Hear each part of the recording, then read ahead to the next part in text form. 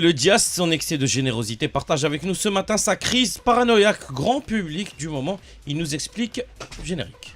Merci Boyce pour cette merveilleuse introduction. Les amis, vous sentez pas une odeur de déjà senti, déjà vu, un air de déjà vu en ce moment? Non? Hein? Et pas que du côté de chez nous, je tiens à le préciser. Ouais. Ce qui se passe en ce moment en Iran, malgré le fait que la contestation s'essouffle, contrairement à Jarada, on y reviendra peut-être tout à l'heure, en bon grand public de masse, j'ai ce feeling qu'on nous repasse le même disque que les deux dernières grosses guerres dans le monde arabe. Et le disque commence à être rayé, comme ça suffit. Les fitna, les renversements populaires, les médicans. On se croirait dans Star Wars, 3 fois la même trilogie, toujours la même histoire, avec les acteurs qui changent, ça devient lassant.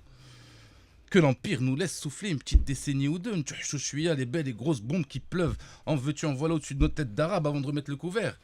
En plus, on a eu le temps de voir venir cette fois, précisément depuis que Trump est allé en Arabie Saoudite nous refaire le coup de son prédécesseur, disant à qui de droit, pas la peine de citer qui que ce soit, lors d'un grand meeting qu'il fallait désormais écrire une nouvelle page de l'histoire arabo-musulmane à condition, précisait-il, d'en finir avec le terrorisme islamique ainsi que son financement. Il a fait cette doléance entourée que d'amis, que des alliés régionaux.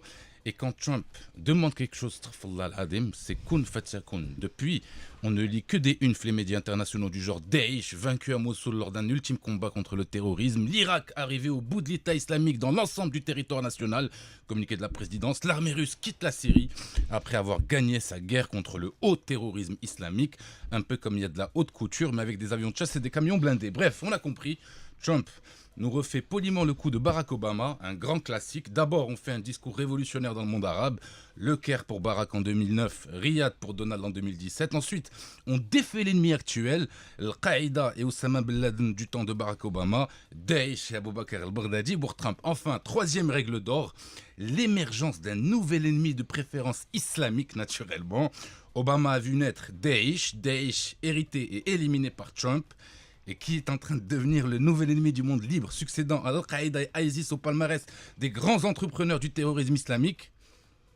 Et oui, le Hezbollah, sous le haut patronage du guide de la révolution iranienne, avec des antennes libanaises, syriennes, irakiennes, et j'en passe, je dis, etc. Voilà, mesdames, messieurs, donc en attendant la grosse guerre entre les empires russes et américains, dernier pit stop après la Syrie, ce sera donc l'Iran. La bonne nouvelle, c'est qu'on n'est plus qu'à une seule bataille dans la 3e guerre mondiale. L'occasion pour moi de souhaiter une excellente année 2018 à tous nos auditrices.